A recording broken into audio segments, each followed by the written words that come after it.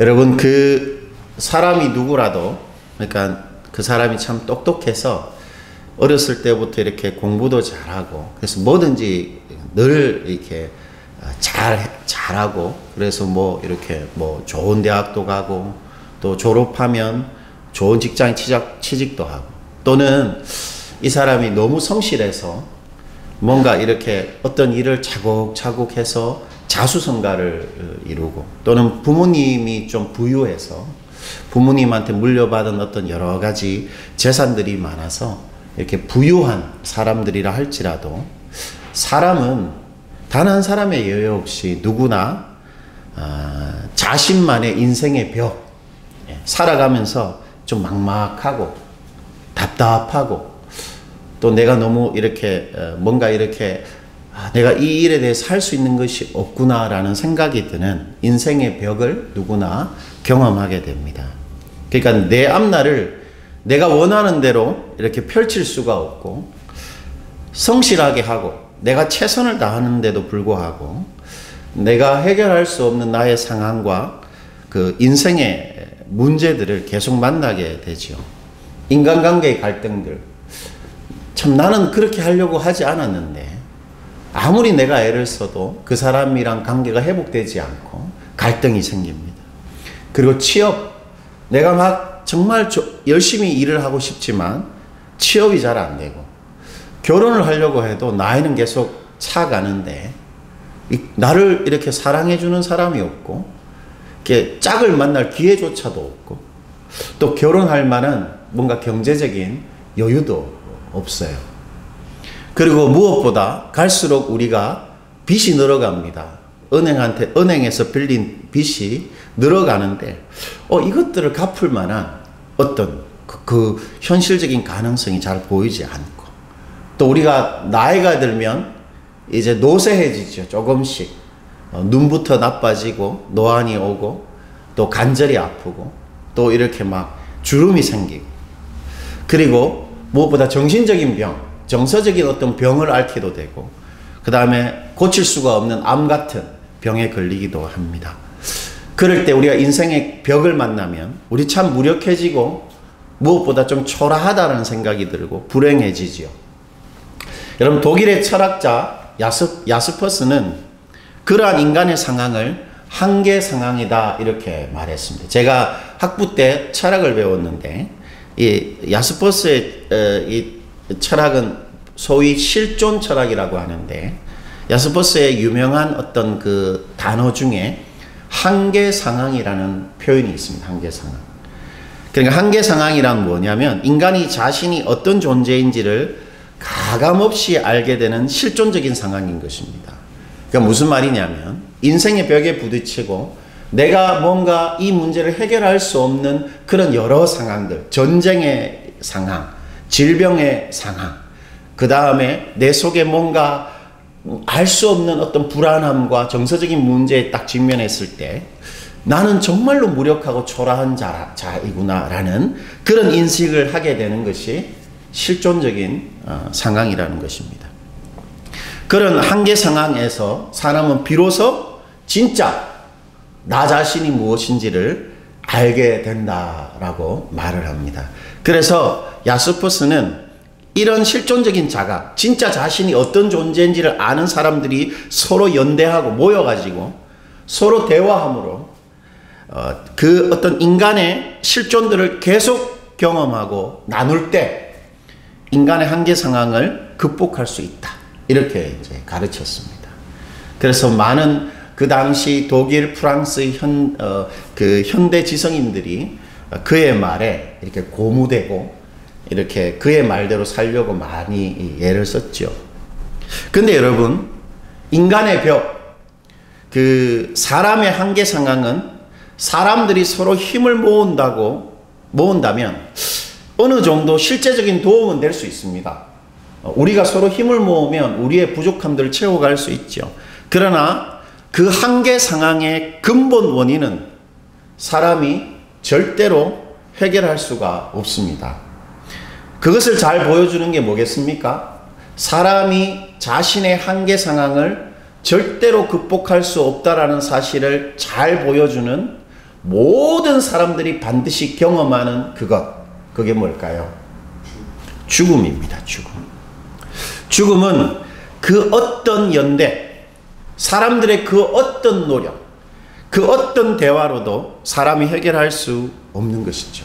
그렇다면 여러분, 죽음이 왜 우리한테 있을까요? 왜 단 한 명의 예외 없이 우리가 인생을 살아갈 때 사람들은 다양한 삶의 경험들을 하는데 왜 모든 사람들이 다 똑같이 죽음을 경험하게 될까요? 왜 죽음이 우리한테 있습니까?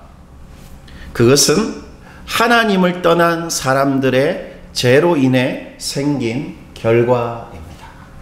본래 하나님은 우리를 창조하실 때 죽음을 의도치 않았습니다.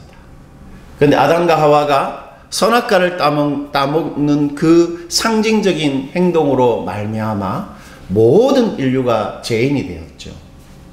그래서 하나님 말씀하시기를 그 선악과를 따먹으면 죽는다, 그렇게 말씀하셨습니다.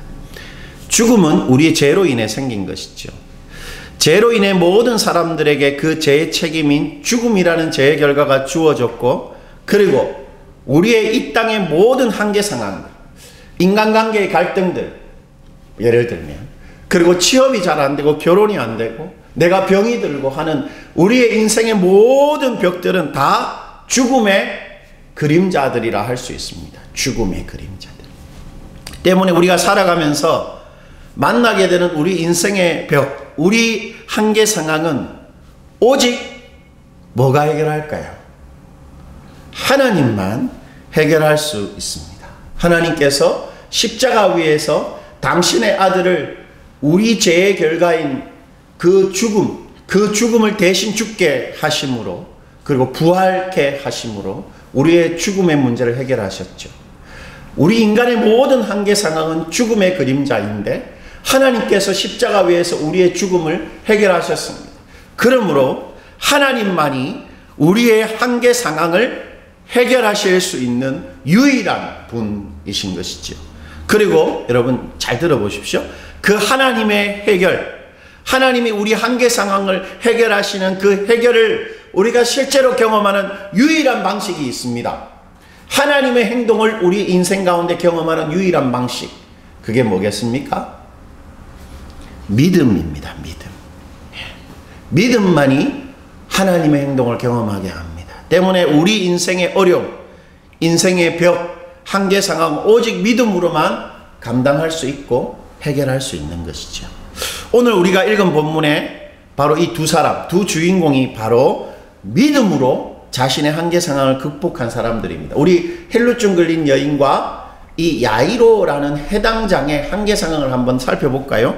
먼저 헬루증 걸린 여자의 한계 상황은 25절과 26절에 잘 기록되어 있죠. 우리 한번 읽어보겠습니다.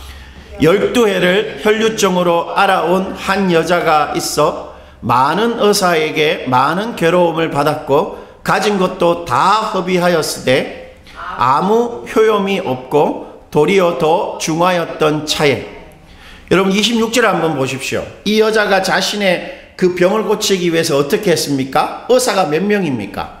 많은 의사. 그래서 많은 괴로움이 뭘까요?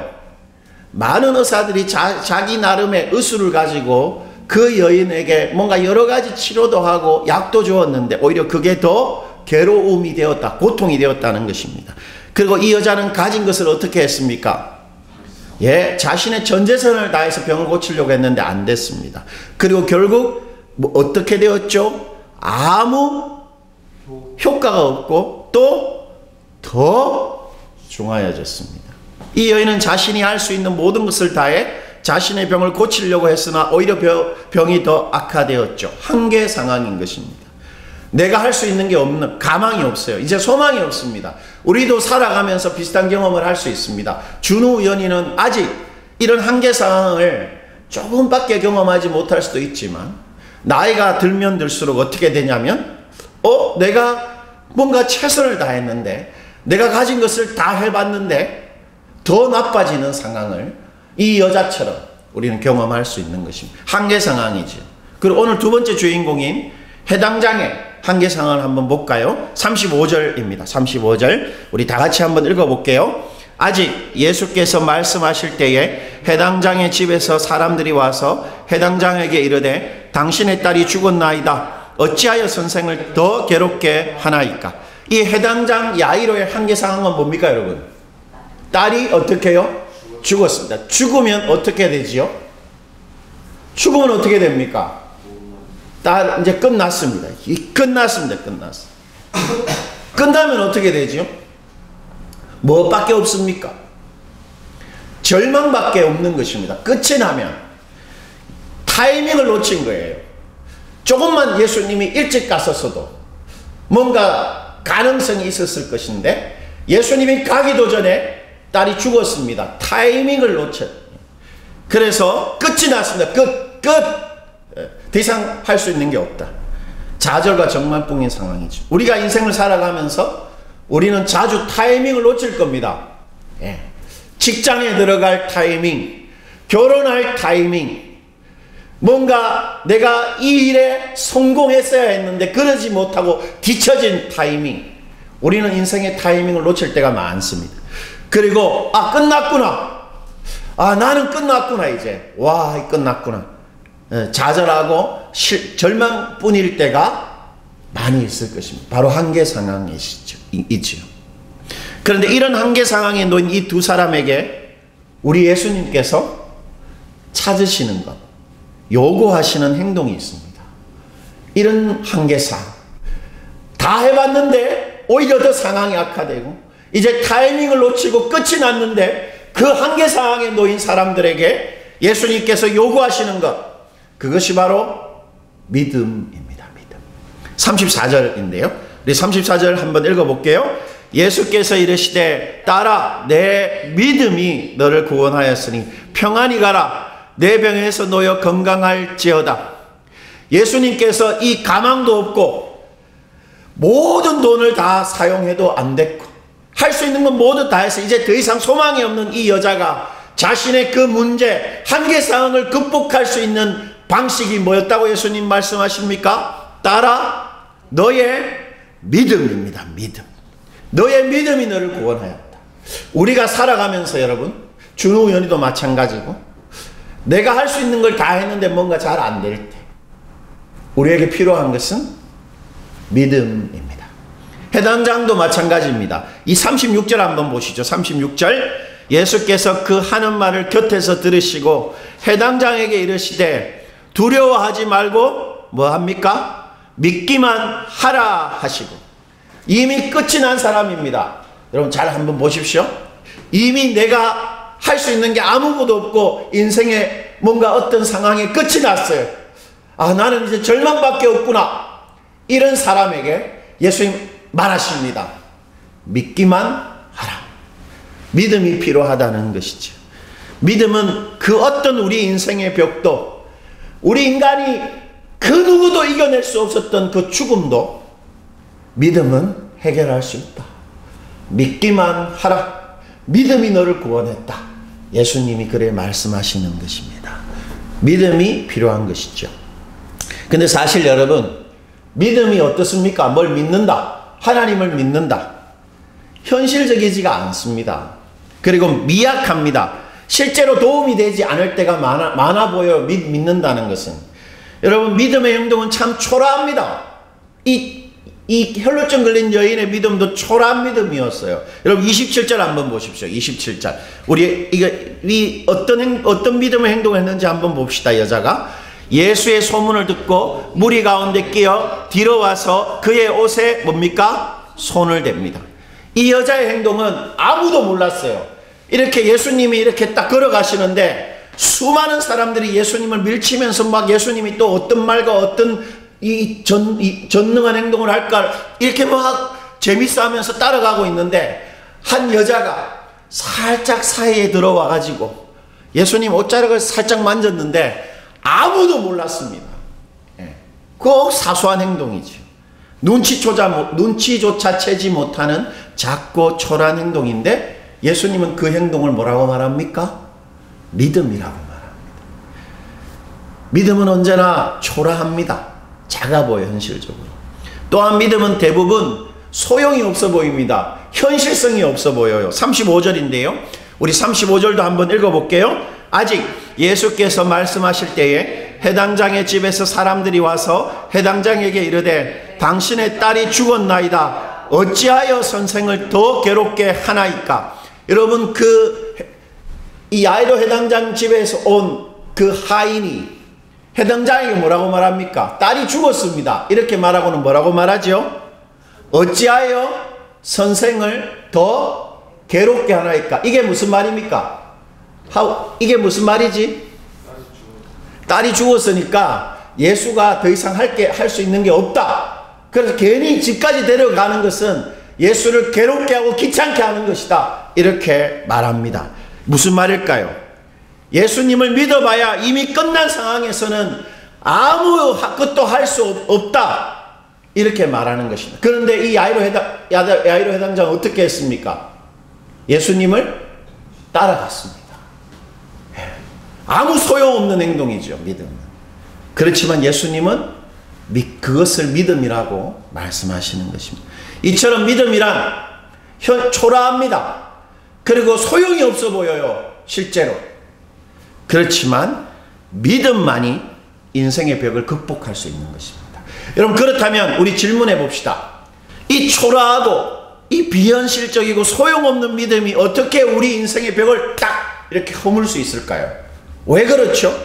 그것은 믿음만이 하나님의 존재와 하나님의 행동을 경험하게 하는 유일한 우리의 행동이기 때문입니다. 믿음만이 하나님의 존재와 행동을 우리가 경험하는 유일한 방식입니다. 여러분, 30절인데요. 우리 30절 한번 읽어봅시다. 예수께서 그 능력이 자기에게서 나간 줄을 곧 스스로 아시고 무리 가운데서 돌이켜 말씀하시되 누가 내 옷에 손을 대었느냐 하시니, 예수께서 뭘 하셨습니까? 여인이 아주 초라한 행동, 그 아무도 몰라주는 옷자락을 살짝 잡았을 때 예수님이 뭘 느꼈죠? 뭘 느꼈습니까? 예수께서 뭐가? 그 능력입니다. 아무도 주목하지 않고 아무도 알 수 없었던 아주 작고 초라한 이 여인의 믿음이 예수님의 능력을 경험하게 했던 것입니다. 그냥 옷자락에 살짝 손을 대었을 뿐인데 그 아무도 몰라주는 초라한 행동이 믿음의 행동이었기에 예수님의 능력을 경험하게 했던 것입니다. 마찬가지입니다. 우리가 믿는 것은 우리 친구들이나 우리 동료들이나 주변의 사람들이 아무도 안 알아줍니다. 초라한 행동일 수 있습니다. 그러나 그 초라한 행동이 믿음의 행동이라면 반드시 예수님의 능력을 경험하게 하는 것입니다. 오늘 해당장도 마찬가지입니다. 다들 이제 끝났다. 딸이 죽었으니까. 예수님 따라가는 건 소용없다. 그렇게 말했지만 예수님을 따라가죠. 끝났는데 그때 예수님의 능력을 경험했던 것입니다. 41절과 42절인데요. 우리 이것도 한번 읽어볼게요. 41절과 42절입니다. 그 아이의 손을 잡고 이르시되 달리다굼 하시니 번역하면 곧 내가 내게 말하노니 소녀야 일어나라 하심이라. 소녀가 곧 일어나서 걸으니 나이가 12살이라 사람들이 곧 크게 놀라게는 죽은 자의 손을 잡고 달리다굼, 말씀 한마디로 죽은 자를 살려내는 능력을 이 해당장은 경험했습니다. 어떻게 해요? 예수 따라갔기 때문입니다. 끝났다고 말했는데 그 소용없는 행동, 믿음의 행동을 했을 때 죽은 자를 살리는 예수님의 능력을 경험하게 됐던 것입니다. 이처럼 오직 믿음만이 하나님을 경험하게 합니다. 준우현이 우리가 하나님의 자녀가 어떻게 되지? 어떻게 하면 자녀가 되지? 예수님을 믿으면입니다. 믿으면입니다. 아무리 서울대에 나와도, 아무리 잘생기고 아무리 이뻐도 예수님을 안 믿으면 하나님의 자녀가 되지 못합니다. 믿음만이 하나님을 경험하게 합니다. 그리고 오늘 보는 것처럼 하나님의 자녀된 우리가 준우 연희가 살아갈 때 직장 생활도 하고 결혼도 하고 자녀도 놓고 앞으로 계속 살아가서 나처럼 이렇게 가장이 될 텐데, 그때 하나님의 능력을 실제로 경험하는 방식은 뭡니까? 믿음입니다. 믿음. 자, 그렇다면 믿음이 뭘까요? 하나님의 능력을 경험하는 믿음이 뭡니까, 여러분? 어떻게 하는 게 믿는 거예요? 우리 이 여인과 해당장을 통해서 한번 살펴봅시다. 첫 번째 믿음은 아주 재미있게도 생각하는 것입니다. 생각하는. 믿는 건 생각하는 겁니다. 좀 이상하죠? 틀림없는데 28절입니다. 한번 봅시다. 28절 읽어볼게요. 이는 내가 그의 옷에만 손을 대어도 구원을 받으리라 뭐지요? 생각한 것입니다. 이 여자는 생각했습니다. 그러고 나서 뭐 했죠? 옷자락을 만졌습니다. 생각했기 때문에 믿음의 행동을 할 수 있었습니다. 여기에서 여러분, 생각하다는 것은 뭐냐면 논리적인 결론을 내리다입니다. 논리적인 결론이 뭡니까, 여러분? 이렇고 이렇고 이러니 이럴 수밖에 없네? 라는 것입니다.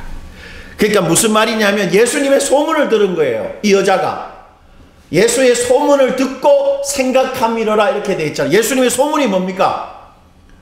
최근에 예수님께서 모든 병자들을 고치시고 말로도 고치시고 침을 뱉어서 이렇게 흙을 묻혀서 이게 눈도 뜨게 하고, 그리고 손을 대고 고치시고, 사람들이 예수님의 그림자만 이렇게 지나가도 낫고, 그러면 내가 저분이 입은 옷만 만져도 난 낫겠네? 이런 결론입니다. 그게 바로 믿음입니다. 여러분 보세요. 아브라함의 믿음하면 떠오르는 게 뭐죠? 이삭을 어떻게 해요? 죽이려고 했죠. 실제로 죽이려고 했지 않습니까? 그런데 여러분, 여러분의 할아버지들이 여러분을 얼마나 사랑합니까?